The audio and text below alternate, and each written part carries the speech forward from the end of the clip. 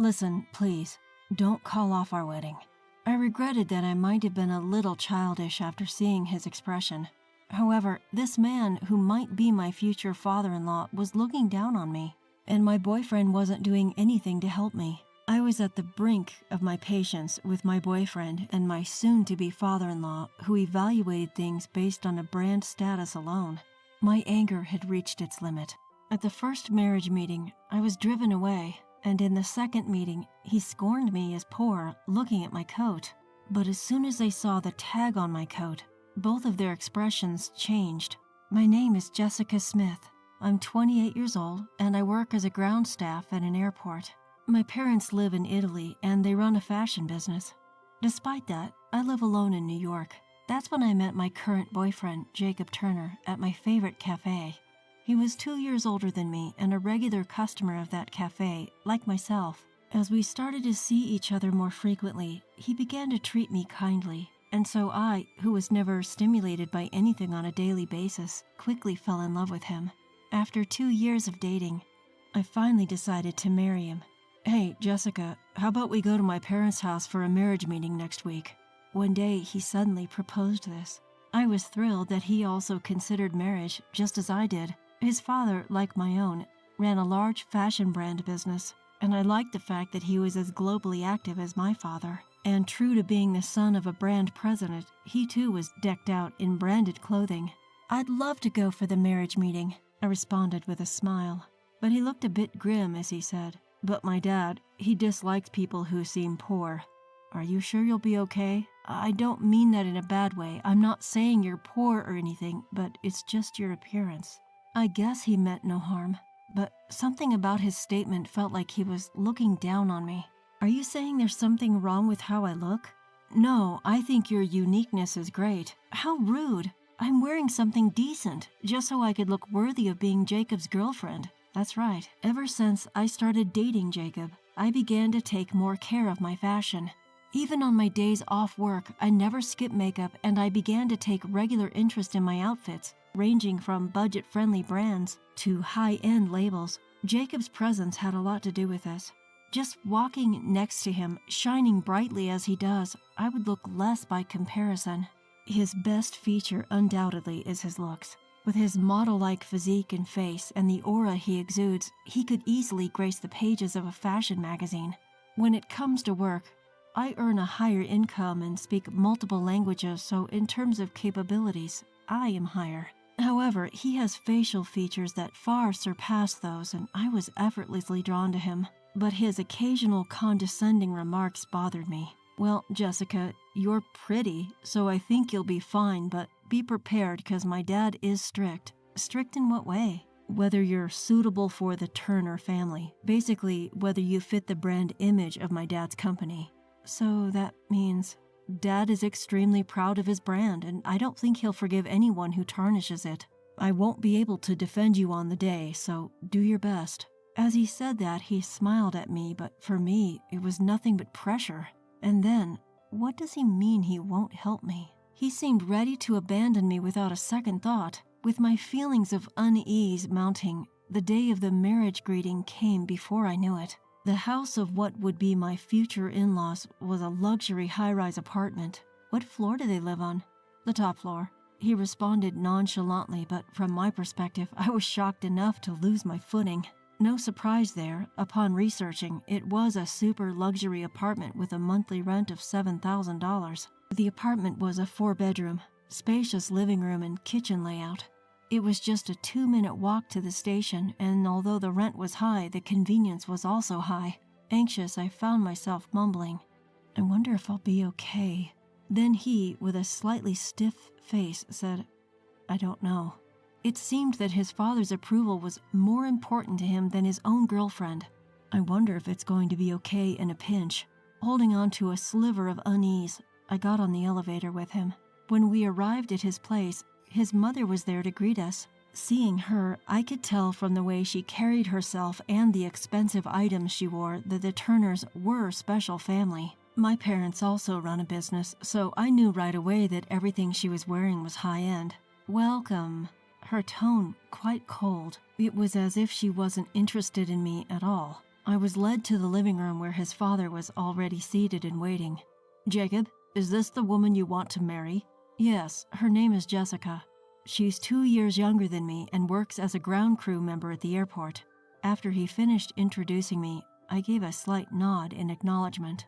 Just as I was about to introduce myself, father-in-law asked a question that caused me to frown. "Jessica, how much did your entire outfit cost?" The coat is from the Gap and the skirt is from Zara, so in total, it's probably around $300 or so." Upon hearing my response, father-in-law sighed heavily and began to berate Jacob. "Jacob, you brought this cheap-looking woman here? Are you trying to disgrace our family name?" I'm sorry, Dad." I was shocked. Not only had father-in-law just insulted me by calling me cheap, but Jacob, rather than defending me, was desperately apologizing. It was then that I realized I couldn't marry him. "That's enough. We're done here. You know I'm the CEO of a luxury brand. I can't tolerate a woman with such cheap taste," father-in-law declared, dismissing me entirely, and Jacob just stood there looking dumbfounded. Our engagement was off and we started our way back home. Walking side by side, Jacob began to grumble. "Didn't I tell you, don't dress according to your taste? Because of you, I was embarrassed in front of my parents." "What? Why can't I even choose my own clothes? When we get married, you are not going to tell me to wear clothes only from your dad's brand, are you?" Overcome with anger at father-in-law's attitude and Jacob's lack of support, my tone became harsh. Then, as if echoing my sentiments, Jacob started to get emotional too. "Yes, that's right. If you dress in his clothes, you'll shine. Please, just listen to me for once. Because of you doing whatever you want, even our marriage is in danger." "Then let's call off the marriage," I sharply retorted to his words. Jacob froze in his tracks, surprised by my firm response. With a tense face, he stuttered, "You're joking, right?" To which I replied, "I'm serious." Just like that, all his previous confidence evaporated, and he started to repeatedly apologize, begging, "Please, anything but calling off the wedding." Seeing his plea made me wonder if I had been a bit too harsh. So for now, I decided to observe the situation a little longer. We arranged to revisit the marriage greeting a week later, and if it didn't go well, the father-in-law threatened to break off the engagement. My thoughts aligned with his. "Hey, what about this outfit for a meeting with my parents?" Jacob seemed quite affected by the initial blow from the first meeting. His main concern seemed to be not upsetting his father. Clearly, his father's opinion was more significant than our impending marriage. That's why he was able to confidently suggest the same brand of clothing his father wears. "I'll choose what I wear. If you're going to interfere, let's break up right here and now." Seeing his behavior, my desire to marry him was slowly fading. So as a secret weapon, I decided to call my dad. I told him everything that had happened. Fast forward to the day of the second marriage meeting. Jacob seemed nervous from the morning. As for me, I was calm. However, one difference was my outfit. The clothing I was wearing was all made in Italy, something I had requested from my dad. He runs a brand overseas and also sells it in the US. Sensing the situation was not good, my dad had someone from his American branch deliver the clothes. Since Jacob was at work when it arrived, he had no idea about it. Looking at my new coat, he had a puzzled expression but didn't say anything due to the lack of time before our scheduled meeting. On the way to his parents' house, he pleaded with me, "Please, let's just make this meeting successful, okay? You want to marry me, don't you?" The look on his face implied that I should feel honored to have the opportunity to marry him. But inside, I wasn't excited about getting married anymore. The distrust had grown too much because of everything that had happened. I hid this from him by putting on a false smile. "I'll do my best." When we arrived at his parents' house, his father came to greet us this time. Apparently, my mother-in-law was out. As soon as we stepped into the house, my father-in-law started speaking. Hey, Jacob, what's the meaning of this? Didn't you promise to dress her in my brand?" His pride in his brand was much greater than I'd imagined. He once told me that even a pair of socks from his brand cost more than $200. "I'm sorry, Dad. Jessica insisted on choosing her outfit." Then my father-in-law let out a sigh and said, Ah, Jessica, could you please not destroy our family brand image? I mean, wearing such a cheap-looking coat. He examined my new coat closely as he spoke. That's a knockoff, isn't it? At first glance, it looks like a Louis Vuitton, but it's not. He took out his phone and started searching for something. I guess he was probably checking the price. I found it. There's a knockoff that looks just like your coat, and it's cheap too. Even if you don't wear our brand, there must be something a little better than that. My father-in-law began ruthlessly picking apart my appearance. His behavior was outrageous, and it was clear that this was no longer about a meet and greet for our marriage. Jacob remained tense in front of his father and did nothing to defend me. Well, sit down and get that $60 coat off. You look poor. He smirked as he spoke. Apparently, there was a similar product to my coat priced at $60. In reality, it's missing 3 zeros. At this point, I'd reached the end of my patience. I'm sorry, may I borrow a hanger? I tried to reach for a hanger nearby. Then my father-in-law said, for a cheap coat like that, a hanger is too good. There's a basket over there. Use that. Jacob, get it for her. He then ordered Jacob to hand me a laundry basket. He was behaving just like his father's puppet. He wouldn't say anything even though we made eye contact. However, he froze when he saw the label peeking out from my coat, which I had reluctantly placed in the basket. Dad, this coat's label, it says Prada. What? What? Both of them looked shocked. My future father-in-law, who had cavalierly labeled my coat as cheap, changed his expression as soon as he saw the tag. Oh, Jessica, why didn't you tell us earlier? You're wearing something quite impressive, father-in-law said, trying to force a smile on his face. I gave him a cold stare back, and then I spoke. About that marriage thing, let's call it off, please. They both looked surprised. What do you mean, Jessica? It's only natural, even if he's your own father, if you can't stand up for your future wife when she's being bullied, I wouldn't want to welcome you as my husband. But this is what? When I asked back, he looked down and stayed silent, not knowing what to say. Also, father-in-law, this coat is from a brand my father runs, and when I said Prada, this is a collaboration piece with Prada, and my father led the project. There are only 5 of these made in the world, and it costs $60,000. $60,000? Father-in-law reacted as if he had been struck by lightning. I later learned that the most expensive coat from father-in-law's brand costs around $12,000. Although that's quite high-end in general, it's not even close to mine. So, big brand CEOs judge people by their appearance, huh? Father-in-law was at a loss for words. To the two of them, I continued. And Jacob, don't you think you were getting a little too full of yourself just because you're the son of a CEO? Sure, you look good and you wear nice things, but what's inside doesn't match up. What are you saying? Jacob tried to argue back, but from my perspective, him getting angry was ridiculous. So you can justify it? You left me alone to take all the bullying and even pressured me to succeed the second time around. How would you feel if our roles were reversed? Well, I don't want to be hurt any more than I already have, just so you can save your pride, I said to him sternly. At that, he became quite subdued and just said, I'm sorry. Then, as Jacob turned to my father-in-law, he said, Of course, I'll approve the marriage. I was wrong. Please, calm down. Still under the misconception that he held the upper hand, I was thoroughly disgusted by his behavior. I sighed deeply, which caused my father-in-law to jolt in surprise. He looked at me nervously. Do you know the ultra-luxurious Italian brand, Ruby? Of course. They're one of the top brands worldwide. I know the CEO. My coat is from Ruby. It's a collaboration with Prada. I see. Well, the point isn't that. It's that I'm the daughter of the CEO. What?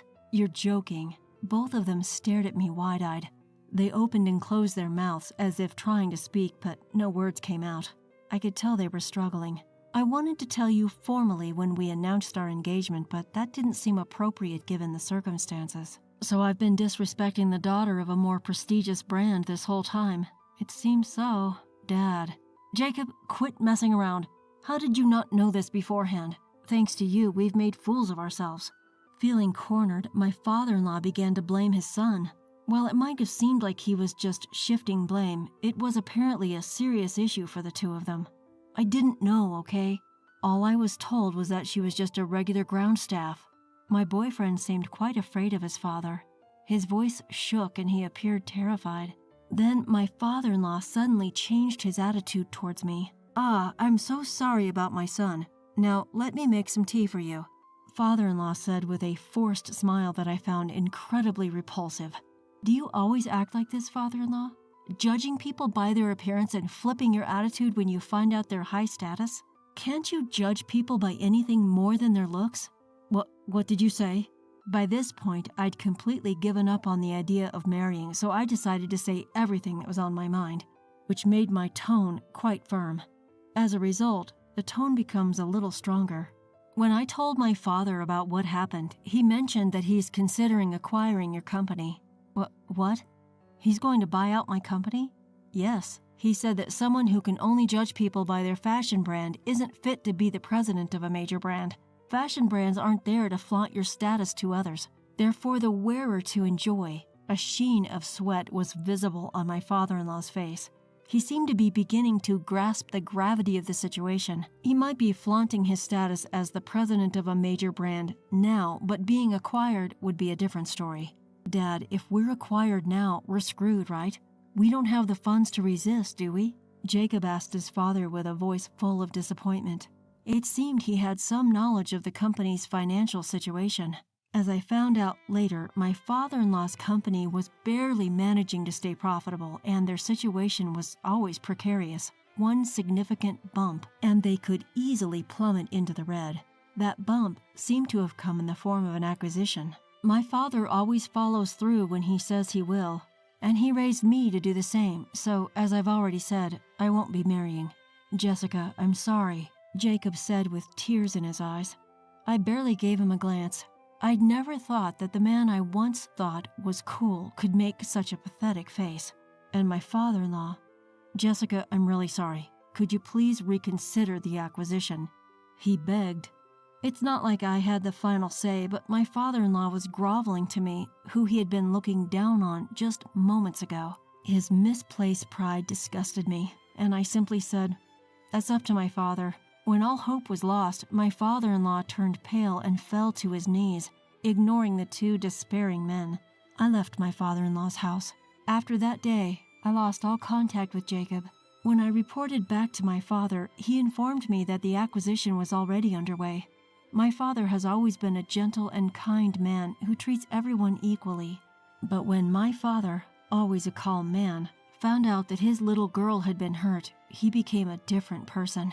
Apparently, he had always had his eye on the acquisition of my ex-father-in-law's company, just waiting for the right time. Yet the moment he learned that the man who looked down on me for being poor was the CEO of the company he was considering acquiring, his decision was made. All doubt had vanished, he said. In the acquisition, my father promised to secure the conditions of all employees, except for the CEO.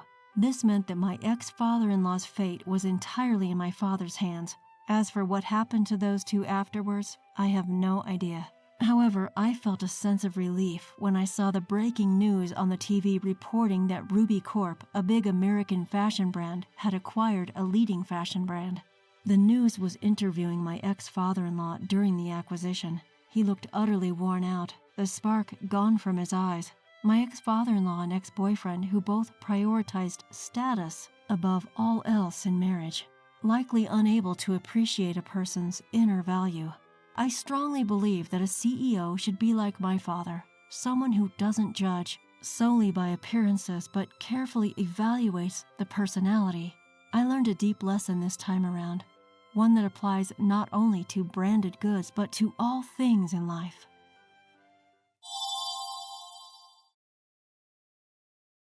My name is Melissa. I'm 26 years old and preparing for my homecoming birth. If there's a grandchild, that kind of daughter-in-law can be discarded. While packing, I overheard my mother-in-law bad-mouthing me to my husband. She's inconsiderate, not cute, doesn't bring in money, has no redeeming features. You don't need someone like that anymore. She's so annoying. That's what I wanted to say back to her. but I'm heavily pregnant. Considering my notoriously harsh mother-in-law, if I lashed out, I'd probably get an even worse response. Ignoring the negativity for the sake of prenatal care, I decided it's best to quickly switch gears and enjoy my time.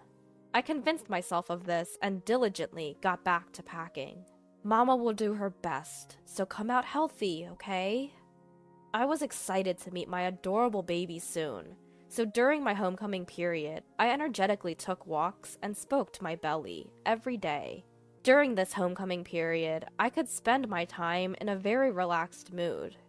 My mother-in-law, who comes without notice, overstays her welcome, criticizes the food, complains about the nursery I've prepared for the baby, just keeps complaining about anything and everything. Eventually, the long-awaited baby was born safely, and raising her in my cheerful childhood home, even though it was busy, was a lot of fun. Well, I'll be back next weekend. I reported this to my husband over the phone, but I honestly wanted to stay at home a bit longer. But I can't be spoiled forever, and I'm worried about our own home. Since my husband is not interested in housework, I wondered if the house might be a mess. This is going to be your home, Lisa. We need to get back and make it a comfortable environment. As she filled her belly and slept peacefully in my arms, I smiled back at my child. I'm back! Brian? I had a lot of luggage and I pressed the doorbell, hoping someone would open it for me, but there was no response, so I had no choice but to struggle to unlock the door and enter the house, but there was no sign of anyone. I had told him I would be back at this time. As I headed to the living room with that thought, I was frozen in shock by the sight that greeted me. What is this? The room was so cluttered, there was no place to step. It's not just a mess because no one has cleaned. At a glance, it seems intentionally made messy, rather like things had been flung around randomly. Could it be a burglary? Scared, I rushed out of the house. Hello? Is this the police? I just came back from my homecoming birth and my house is a mess. While I was trembling and making the call, my well-slept child began to fuss and I was in a panic. A familiar neighbor who was passing by became concerned for us and let us rest in their house for the time being. The neighbor was able to calm my shaking with fear and surprise, and after my daughter drank some milk, she fell asleep again. Before long, I heard the sirens of the police cars, and I returned to my house accompanied by my neighbor. The front door was locked. I got scared seeing the living room and haven't checked the other rooms. When I explained, the police praised me for my good judgment. I learned that when a burglary occurs, it's dangerous to encounter the intruder. It's safer to go outside and wait for the police, rather than checking on your own. I had been in such a rush that I didn't even consider the possibility of running into the burglar. But upon imagining it, I was filled with fear. What? What's this? Why? The police? The shrill voice echoed when I had just finished explaining the situation. Oh, it's a terrible situation, mother-in-law. Our house is in a complete mess. We suspect a burglary, and the police are here to investigate. Before I could finish my sentence, I felt a harsh slap across my cheek, which made my vision sway. Amidst the commotion of the neighbors and police, I instinctively held my stinging cheek, while my mother-in-law, her face flaming red, shouted loudly, "You shameless woman! How dare you do this? A burglary, you say? And to call the police? What were you thinking?" Huh? I was stunned, unable to comprehend the fury of my mother-in-law, coupled with the throbbing pain in my cheek. A neighbor stepped in to mediate, telling her that calling the police is not something to be ashamed of, and that investigating is the police's job, but she wouldn't listen. Really, you're so irresponsible. You might be home for childbirth or whatever, but you left my dear Brian alone and went back to your parents' house. You're nothing more than useless if you're not home doing housework. And what's more, the moment you return, you create a police commotion? You're indeed an outstanding wife. Despite everyone around explaining that it wasn't my fault, she wouldn't listen. I was trying to get my head around it when a thought struck me. Even though we may have been burgled, you're not concerned about any losses? And besides, it's the first time you're seeing your grandchild, yet you don't seem interested. Why? everyone around me nodded in agreement with my words. That's because it's not time for that. How dare you blame me without even apologizing? My mother-in-law ignored my question completely, insisting on her point. Mom, what's going on? Brian, my husband, cut into the argument, seemingly relaxed. Brian, you see, listen to this. It's terrible. The appearance of her beloved son put a gleeful expression on my mother-in-law's face. Melissa seems to have called the police. Huh? Why? She's been saying there's been a burglary. There's no way that could be true. Brian, please tell her not to behave so absurdly. Is that so? Hey, Melissa, maybe you understood about the burglary? It's causing a nuisance to the neighbors, you know. The police are also busy, so let's send them home soon. What? I was staggered, but for a different reason this time. Not only my hostile mother-in-law, but also my husband Brian. I couldn't believe he'd say such a thing. Wait, Brian, our house is in a mess. The police are still investigating. We don't know if it was a burglary yet, but the state of the house is weird. We're about to check if anything is missing and file a report. No way! That's out of the question. Brian cut me off with a loud voice. But why? The conversation was not making any sense. I was at a loss, and tears started to well up in my eyes. I came back here, and there was no one, and the room was a mess. I didn't know what happened, and I was scared. I couldn't hold back my sobs. A neighbor was comforting me, and their warmth made me cry even more. Yet both my mother-in-law and husband in front of me seemed annoyed and simply stared at me. Why won't you understand? My heartache seemed to have reached my daughter, who was asleep, as she started crying too. This only irritated my mother-in-law and husband even more. With the kindness of the neighbors and the concerned look of the police, I ended up staying over at a neighbor's house that night. Stolen things? I don't know. Melissa's just making a fuss. Let's go inside. Yeah, Melissa, cool your head off. My mother-in-law and husband seemed not to care about the mess and quickly went inside after the police finished their investigation. I didn't think he was that kind of person. Standing in front of the closed door, I remembered my husband's words. My mom still thinks I'm a kid, and it's super annoying. I generally go along with her just to avoid conflict, but it's really a bother. Even though he used to say such things. However, I couldn't just stand there forever. After apologizing over and over, I ended up spending the night at my neighbor's house. Mom has to be strong. I'll do my best. To my daughter, who was finally falling asleep despite being fussy, I said this. The next day, when I headed home, my mother-in-law and husband were there. Mother-in-law, did you actually sleep here? Even with everything in such a state.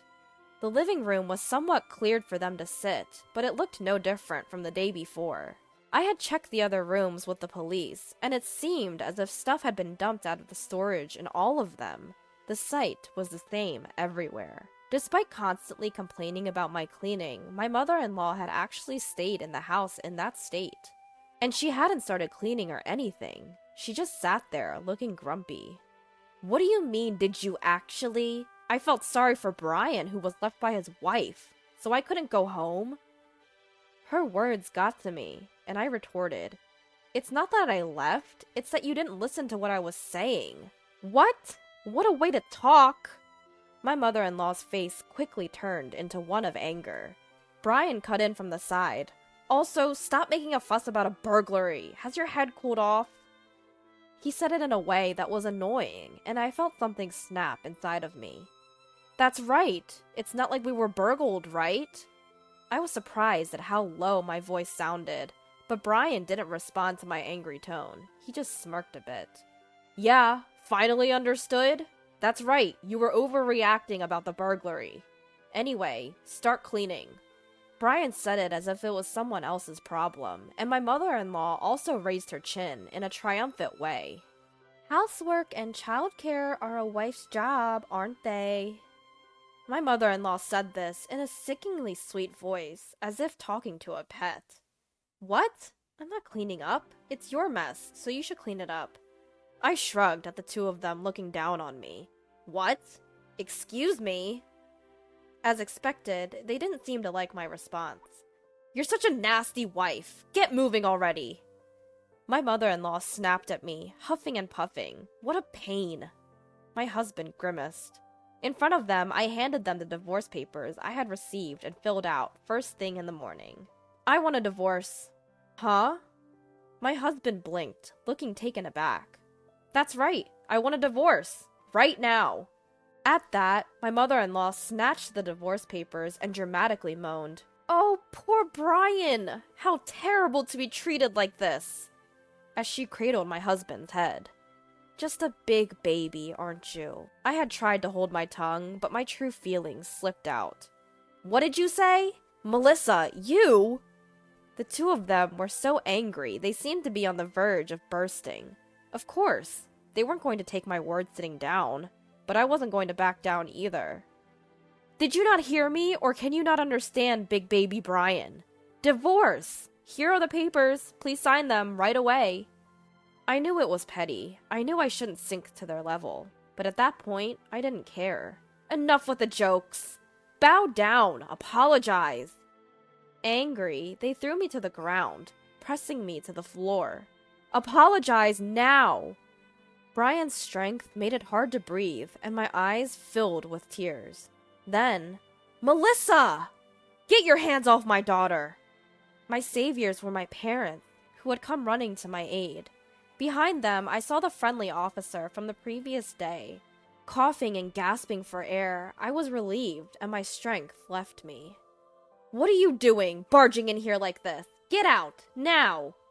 My mother-in-law and husband were being restrained by the officer, writhing and struggling. It's no use. You've been caught in the act of assault. With help from my father, I stood up and said with a smile to the two struggling people, Actually, I only asked the officer to come and check on the situation from yesterday. I never imagined you'd assault me. What the hell is going on? My husband growled, but I wasn't scared anymore. We have a baby monitor camera installed in this house for our little Lisa. It's a live stream camera. It couldn't record the person who trashed the room, but... As I said that, both of them visibly relaxed. Huh? So what? It's a live camera, I told you. Right now, the kind neighbor who helped us yesterday is watching over this room. They listened to your conversation yesterday, along with a lot of people at the police station. My parents were watching too. Yes, after my mother-in-law and husband disappeared behind the door yesterday, I started checking the baby monitor camera. The police suspected that this whole break-in thing seemed fishy, perhaps even staged. Not just my mother-in-law, but my husband too might be involved, they said. Unfortunately, they hit the nail on the head. Before I got home, you two messed up the room on purpose, then came back pretending to be surprised, trying to blame me. You were planning to get an apology payment from my parents by saying they couldn't stand a daughter-in-law who would do something so unbelievable. You guys didn't need a daughter-in-law because the baby wasn't a boy. You wanted to kick out an unnecessary daughter-in-law and get a new one, right? What on earth is an affair approved by the mother-in-law? I finished saying everything in one breath, and everyone else in the room was staring at them with cold eyes. It must be some kind of mistake. Huh? No way, I wouldn't cheat. Huh. Melissa? Do you still have more to say? This nonsense. Stop! Mother-in-law, who for a moment forgot her position and started to get angry, was not forgiven by those around her. I also refuse to be told if I'm needed or not, for such an unreasonable reason. I don't need a family that doesn't ask at all about how the baby is doing since I arrived today. It's not normal for a neighbor who's looking after her to be more loving to my daughter. I'm going back to my parents' house. Of course, I'll divorce, and I won't give up custody. As a result, it worked out just as you wanted. No, wait a minute. Police station? I don't want to go. Let go! I don't want to! Both of them made a fuss as they were taken away by the police. After that, my mother-in-law and husband became infamous in the neighborhood. Of course, it's a bad reputation. They tried to improve it by giving me a divorce settlement, but no good rumors spread at all. Well, of course, no matter how loudly they say, "We paid it!" no one would believe it. I went back to my parents' house, and I'm raising my daughter with them. I found a job through an acquaintance's introduction. Honestly, I'm not without worries, and it's hard, but when I look at my daughter's face, I feel like I can do my best. I'll work hard to raise Lisa straight, so she doesn't resemble her father.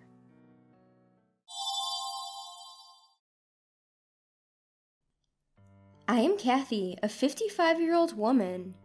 A few years ago, my husband passed away due to a sudden illness, and now I live alone. I have 2 children, but both are married and do not live with me. My son has his own family but lives overseas, so I rarely see him, and I don't get to see my daughter much since she got married. I do call my children occasionally, but I've been somewhat worried about my daughter. She always sounds lifeless, and I wondered if she was being mistreated at her in-laws' place. Since getting married, my daughter has been living with her husband's parents, that is, at her in-laws' house. I've never been mistreated by my in-laws myself, but I have friends who have, so I am concerned. Hello, Sarah, are you okay? I sent a package to you recently. Did you receive it? Thank you. Sorry for contacting you late. I've been quite busy. Well, as long as you got it. But Sarah, you sound like you're not doing well. Are you okay over there? Yes, I'm fine. Sorry for making you worry, Mom. Sarah's voice was somewhat faint, almost ghost-like. Come to think of it, I haven't seen her in a while, so I can't confirm her well-being. I became anxious, wondering if she's eating properly or if she's getting enough sleep. As a parent, no matter how old you are, you worry about your children. Even if they are married and have their own family, I think that doesn't change. My late mother worried about me until the very end, so I thought it was normal for me to be concerned. I worry about Sarah to the extent that it's not overprotective or intrusive, but I worry she'll be annoyed. Well, Sarah isn't the type to say such things, so I reached out to her only once in a while. One day, I was going about my regular chores and work just as usual. It was already 8 p.m., and I was thinking about having a cup of tea before heating up the bathtub. That's when the doorbell rang. I wondered who it could be at this hour, and when I opened the door, it was Sarah. She looked more worn out than the last time I saw her. Her hair was a mess and her cheeks were gone, and her wrists visible from her sweater had become very thin, like withered branches. I panicked, wondering why Sarah had ended up like this. Sarah, what happened? Why are you here at this time? And what's with your look? Actually, I haven't been able to buy a single new piece of clothing. What? Really? All the money I saved up from the time I was single, and even my full earning from my current part-time job, gets taken away. So I can't buy clothes for myself, and even when I ask my husband, he won't buy them for me. I see. That's why she's wearing such a tattered sweater and coat. They're covered in lint with holes everywhere. Normally, a husband would feel bad seeing his wife dressed like this, but apparently her husband doesn't care. And what does she mean by all of her part-time pay is confiscated? After Sarah got married, she quit her full-time job and started teaching part-time at a tutoring school near her in-laws' place. Seizing her paycheck, that's crossing the line. Also, they told me to keep the budget for groceries under $35. What? That's ridiculous. If I were to go over $35, they threatened to hurt me. I overspent by $5 today and got yelled at by my husband and mother-in-law. That's terrible. Mom, I have a favor to ask. I want to stay somewhere else tonight. Can you lend me $50 for a motel? I'm sure my husband will calm down by tomorrow, and I just want to stay somewhere else tonight. Honey, you don't need to stay at a motel. What a waste of money. And your face is burning red. You probably got a fever. Yeah, I caught a cold. Why don't you stay here for a while? I can take care of you. Really? Thank you. Sarah's face brightened up. I prepared some warm milk for Sarah and let her use my spare room. I had some pajamas that fit her, so I handed them to her and told her to change. She seemed really worn out from cold and fell asleep almost immediately after taking some medicine. Well, it's a relief that it's nothing too serious, but why did it have to come down to this? Kathy said she would get in trouble if she didn't keep their monthly grocery expense under $35, but that's impossible. They're not farmers. They can't grow and get their own vegetables and fruits to keep their budget that low. It made me wonder if they had some sense of basic living expenses. With inflation, prices of goods have been rising, and there's no way $35 is enough for Sarah, her husband, and her in-laws. I trembled with rage thinking about their unreasonable demands and the fact that they're confiscating all of Sarah's part-time pay. The next morning, Sarah got up looking sluggish, but her fever seemed to have gone down a bit. I made her see a doctor just in case, but it turned out to be a common cold. I was relieved it wasn't anything serious. Well, at least it's just a cold, not some troublesome disease. Yeah, there's been a flu going around recently too. But why did they start confiscating your part-time pay? Actually, my mother-in-law keeps insisting that she needs money. Huh? At first, she said she didn't have enough funds for retirement, giving several reasons, but something feels off. Packages of huge boxes are constantly being delivered to our house, and she doesn't show me what's inside. What? I'm starting to suspect that she's buying something suspicious. She told me it's for her retirement, but I think she's lying. That's concerning. I too started to think that Sarah's mother-in-law, Sabrina, must be buying something sketchy. Sarah hasn't seen what's inside these frequently delivered packages, but she says they're definitely suspicious. They arrive in abundance from overseas, so I guess her part-time earnings are being spent on that. Taking Kathy's part-time wages to buy whatever she wants is truly wicked. What in the world is her in-laws buying in such quantities anyway? I started to feel scared. Then one day, I decided to go out for some tea with my friend. Sarah recovered from her cold, so she said she was just going to relax at home and read a book. After having tea with my friend, I decided to report my daughter's situation to the police. Then, about 2 hours later, Sarah's in-laws showed up. Sarah's husband was away on a business trip abroad, but the expressions on his parents' face were demonic. Sarah's mother-in-law, Sabrina, turned beet red, while her father-in-law, Robert, glared. "You're the one who reported us to the police, aren't you?" "Yes, that's correct." "I'm sure Sarah must have secretly looked into the packages and told you about it, right, honey?" "That's right. It must be because of this chick that the cops are onto us." "No, my daughter said she didn't look inside." "I can't believe that. I'm sure she's trying to set us up. What a wicked daughter-in-law, being nasty and disrespecting her in-laws." "That's right. A daughter-in-law should value her in-laws, and yet this woman just ran out of the house and even ignored our calls. There's no point hiding here." "But I had no idea what my husband would do to me if I didn't run away." "What? You're blaming our son now? It's your fault for overspending on groceries. Stop with the excuses." "That's right. Shut up now. Just how many times do we have to tell you that we only have light meals to keep it healthy, so $35 for groceries should be enough." Light meals? Yes, exactly. Light meals are the best for us humans. Eating luxurious meals can lead to gout or lifestyle diseases, which is why our model is to have light and simple meals only. So $35 is indeed enough for groceries. Well, because of all that nonsense, my daughter has become as thin as a rail. Robert always spoke as if eating light meals was a shortcut to good health, but when Sarah first came home, she was clearly malnourished. Her shiny hair was now dry, so was her face, and her skin was peeling off. What's worse, she was so skinny that she looked like a skeleton. She might have gained a little weight now, but no one can possibly gain 20 pounds in a month, no matter how hard they try. Sure, there might be some who can, but Sarah isn't a big eater, so she probably only gains about 5 pounds max. And yet, she's wasting $35 like that. She's such an incompetent daughter-in-law. Have you ever taught her how to manage household expenses? This tells a lot about the way you raised her. Oh, look who's talking. What did you say? Well, all that talk about light meals is just a lie, isn't it?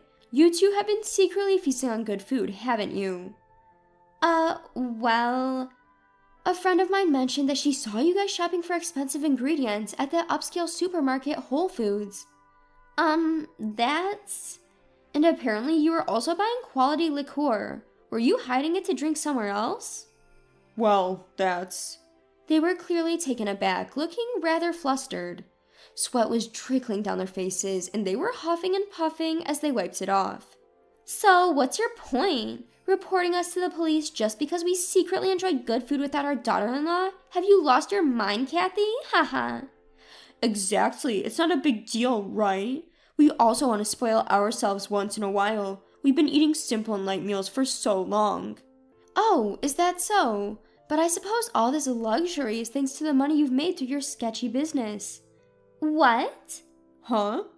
Don't you guys sell Japanese pharmaceutical products on eBay? About that, it seems that it's against the site's policy for individuals to sell pharmaceutical products. I don't really use online flea markets much, so I wasn't aware, but isn't that against the Pharmaceutical Affairs Law? Well, So I decided to report it. It seems you were selling stuff like Dream Diet Pills. But how do you know? Oh, that friend of mine was almost sold to get your products. She's a bit chubby, and when she was walking down the street, she ran into you and got asked to try the Dream Diet Pills and to buy them from your online store. Oh, that time. My friend is indeed a bit chubby, but she was offended that someone even more overweight would say something like that to her, haha. Well, Sabrina, you are indeed quite huge, so... What? What do you mean? Where am I huge? My body's glamorous.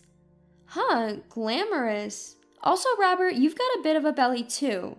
You must be eating and drinking some pretty good stuff. Using our daughter's part-time earnings to buy luxurious produce at the supermarket and profiting off your diet pills to eat even better.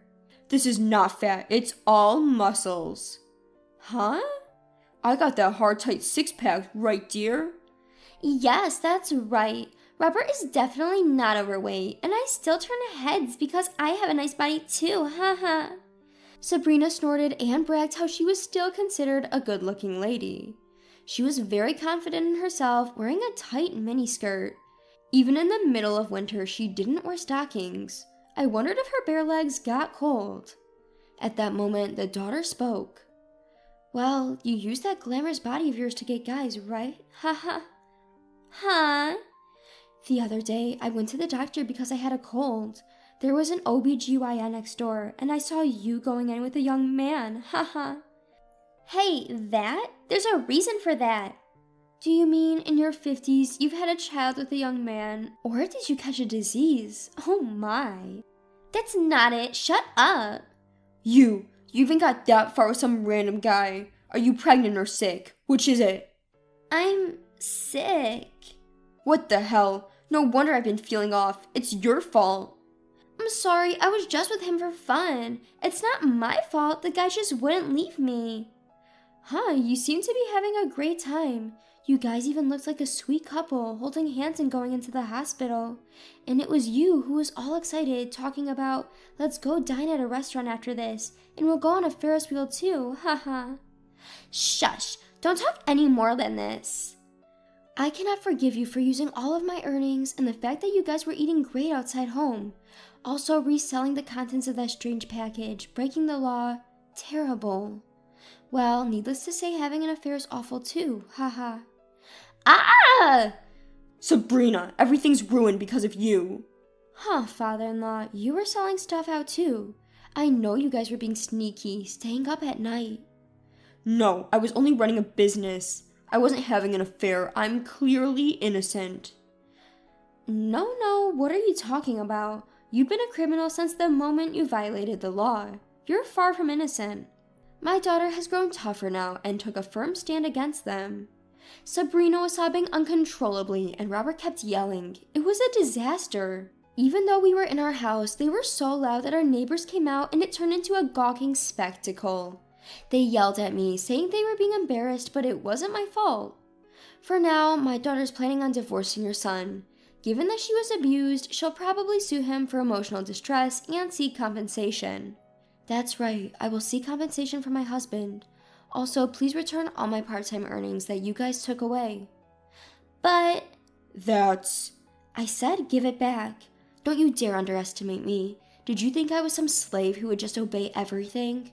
I'm not afraid of you anymore. I don't care what happens. Just give it back. Yes, I'm sorry. I was wrong. I apologize. Our usually soft-spoken daughter raised her voice, causing them to hastily bow down in apology. It seemed as if we were bullying them, and I wished my daughter would stop yelling at them, but I guess it serves them right after all. In the end, they were penalized for their crimes, it seems.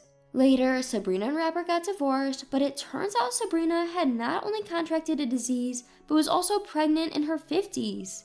Even I was taken aback by this. She of course had to pay alimony to Robert. Since then, Sabrina planned on starting over with her lover, but got abandoned by him. Even when I heard this, she meant nothing to me, so I didn't care at all.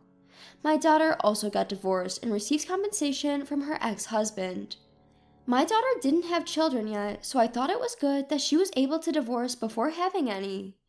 Rumors spread in our neighborhood that my daughter ran away after she was mistreated by her husband.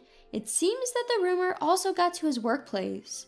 From what I've heard, it became uncomfortable to stay at his workplace, so he resigned on his own. I don't know what happened to him after that, but he's probably staying with his father, Robert. I am now living together with my daughter, but we are not financially struggling. My daughter works as an online tutor, and I have been working from home for a while now, so we make a decent living. My daughter has been putting on some weight and getting healthier. Seeing this, I am truly relieved.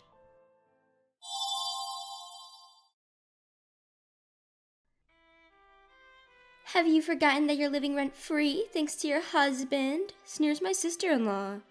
I don't need your input. Show me my room now. She just got divorced and moved into our house. My husband inviting her over, what a terrible decision. I'm going to make this self-centered duo pay for this. My name is Sophia. I've been living with my husband since we got married. My husband Sam is an engineer, and since he can work from home, we moved to a small town near my childhood home after we got married. Life in the countryside has its inconveniences, but the people are kind, and the environment is nice and comfortable. Sam, who grew up in a big city, seemed to adapt to country life. The people here are all so nice. It's really heartwarming. I was pleased to hear Sam say that. Sam commutes to the head office in New York City once every month. While there, he also visits his family in the city and updates them on our life. My parents are big landlords in this town. My parents, my brother, and his wife live in our family home. My brother and sister-in-law are helpful country folks. They would often bring food and help us out. Sam and I don't have children yet, but seeing my brother's family makes us want to have our own soon. But it seems like we'll have to wait a little longer for that. Sam and I had a peaceful life, but there were things we disagreed on. One of them was about having children. I'm not quite ready yet. Sam said that, but I wanted to have a baby as soon as possible. We began to feel some distance growing between us. We got married later in life. Sam might be fine with waiting, but me being a woman, time's ticking on my biological clock. Sam, I want to have a baby soon. But Sam would just say, work is busy now. We can wait a bit more. But when is a bit more exactly? I confronted Sam with a slightly strong tone, but his response remained vague. I'll bring it up when I'm ready, so you keep quiet. Perhaps due to stress from work, his attitude towards me has grown cold. Fine, that's all I could say. Consequently, our marital relations dwindled and a year went by. Then one day, Sam suddenly said, my sister's getting divorced. I recalled that his sister had been married for around 2 years and lived in New York. But for him to bring up his sister's divorce so casually, I wondered why. That's why she'll be moving into our house. I couldn't quite understand what Sam was saying at first. Wait, what do you mean? With a baffled look, Sam clarified, my sister's getting divorced, so she's moving into our house.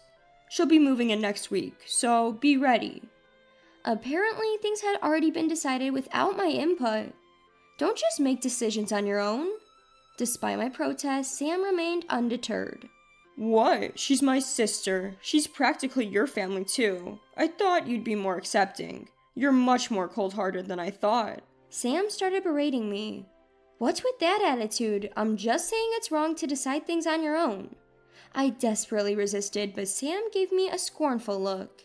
At the beginning of our marriage, Sam was not such an arrogant person. I guess living leisurely in this countryside and being adored by everyone, he must have gotten carried away. I had noticed the change subtly, but I couldn't bring myself to confront him directly. But I never expected him to become so self-centered. I can't live with your sister. Please ask her to reconsider this. I firmly stood my ground and headed to my room, but Sam snapped back. Don't you dare say you can't live with my sister. I won't accept that. He grabbed me by the arm and yelled. To be honest, I never liked his sister Emily. Emily was from a city. She was one of those stereotypical women with a condescending attitude. Her husband was a high-ranking executive at a major corporation, so I guess that made her quite arrogant too. Well, Sophia dear, it's been a while. How's life in the plain, rural countryside? We didn't see each other often, but whenever we did, she always looked down on me. And Emily was always boasting about her husband. My husband is an elite at a large corporation. You guys get to enjoy a slow-paced life in the country. How nice. I didn't want to be intimidated by her sarcasm. Yes, thanks to you, we're enjoying our fulfilling days. When I said that, Emily, who always had to one-up others, got riled up. Well, I saw it coming. You can get by with a low income in the countryside. Living in the city like us, it's impossible for you guys, right? Emily snapped. I wanted to snap back at her right then and there, but I suppressed my feelings and calmly responded. Well, I think we earn quite a lot, don't you think? But I agree the level of satisfaction of life in the countryside is far different from living in a city. Emily was momentarily at a loss for words, but she was quick to respond. Is that so? Enjoy your penny-pinching life then. She really has some issues. I've never met anyone like her before. If I had to live with my sister-in-law, I wouldn't be able to take it. I had to prevent this no matter what. But since then, no matter how I tried to persuade Sam, he wouldn't listen. Just 2 days before his sister was due to move in, I got a call from her. I expected her to be rude as usual, but I had to answer. Hello? When I answered in a puzzled tone, Emily seemed annoyed. What's with that gloomy voice? It's rude, especially when I've taken the time to call you. Emily was angry, as I had expected. You've heard from Sam that I'm moving in, haven't you? You better take good care of me. After all, you've been lazing around all this time, so it should be easy for you, right? I'll be disappointed if you don't listen to me. Emily wouldn't stop rattling, and her attitude wasn't right, coming from someone who is about to be dependent on others. Emily, I heard you're getting a divorce and coming to stay here?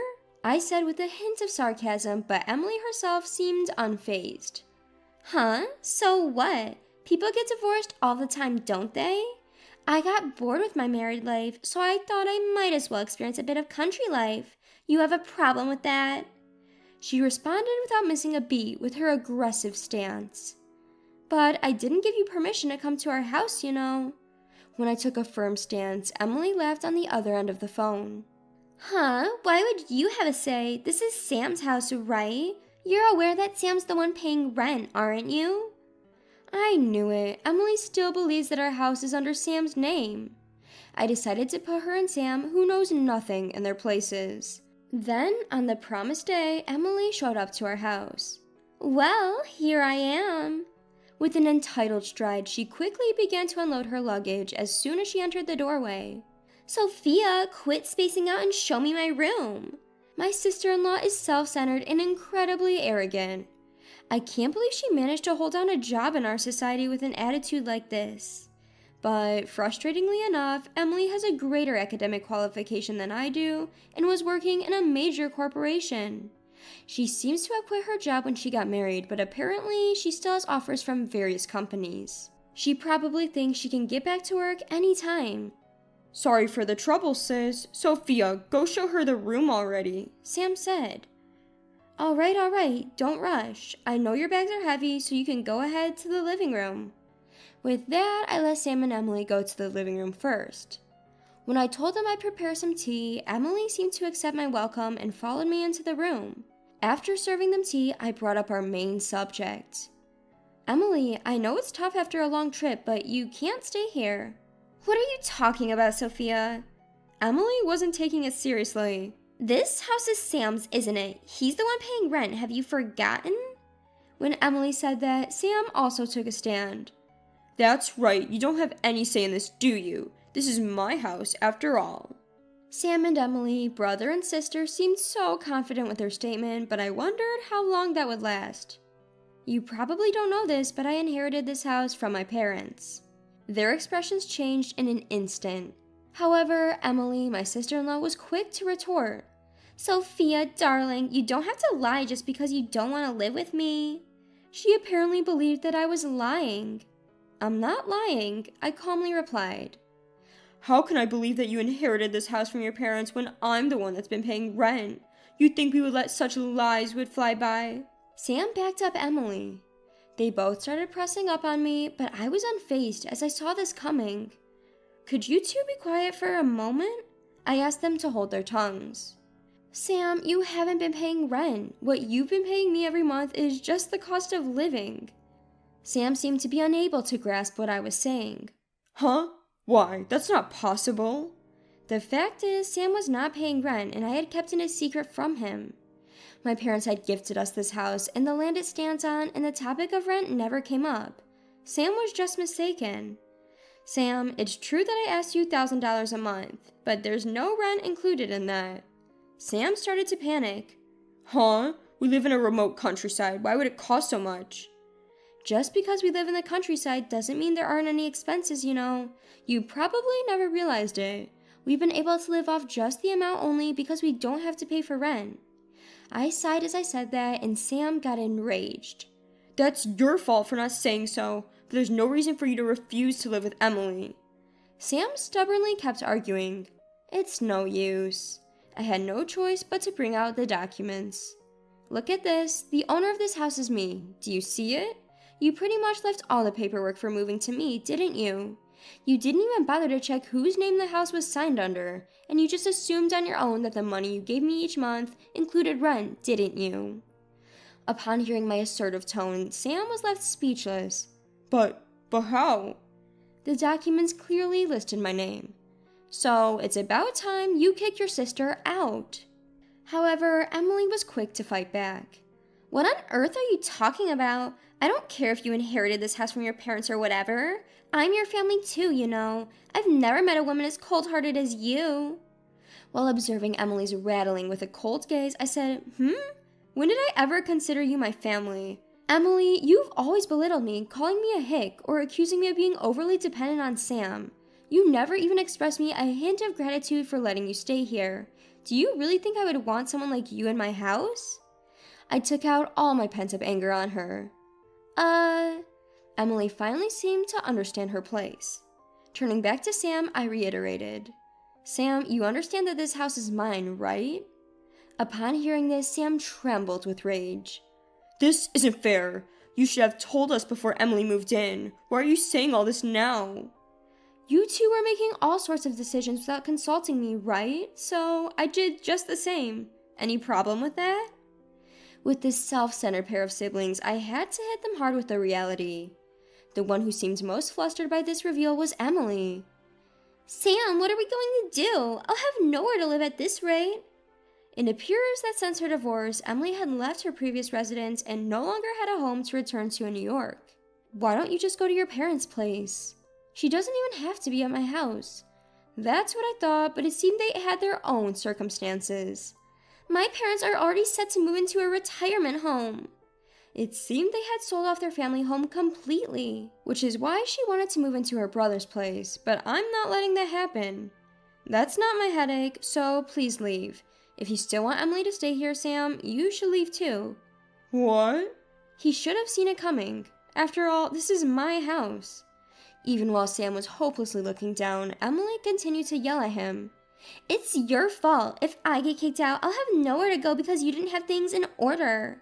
I know, so shut up. Sam finally snapped at Emily, and the two started to argue fiercely. They were a truly bothersome pair. Can you two keep it down? You're disturbing the neighbors. When I urged them both to leave, Sam clung on. Sophia, I got it. I'll kick Emily out. Just let me stay here. What? Wait a minute, Sam. What are you talking about? Emily was taken aback. Ignoring Emily, Sam forcefully sent her away. Sam was now begging me on his knees while I looked down at him confidently. You think begging will make me forgive you? I'm really sorry, I am. I had no intention of forgiving Sam. My discontent with Sam wasn't just over Emily. You know, you've never really been here for me, have you? Sam averted his eyes. You're always too busy with work, you never even make time to talk things out with me. I can't keep up this marriage anymore. With that, I handed Sam the signed divorce papers. Wait, just give me a chance to think this over. Sam didn't want to lose this life, but I had no intention of showing him mercy. Just get out already. When I coldly told him off, Sam retorted. You've got to be kidding me. Just because this is your house doesn't mean you can do however you please. I couldn't stand hearing such things from Sam, who tried to let Emily stay without my approval. Please don't talk about me as if you're any better. I left him with that and returned to my room, leaving the divorce papers behind. After that, Sam and I finalized our divorce. According to a mutual acquaintance, Sam and Emily returned to New York, but they seem to be having a tough time. Well, karma's getting back at them because they've always been self-centered. I can only hope they learn from their hardships. As for me, I'm here enjoying a fulfilling life in my rural home.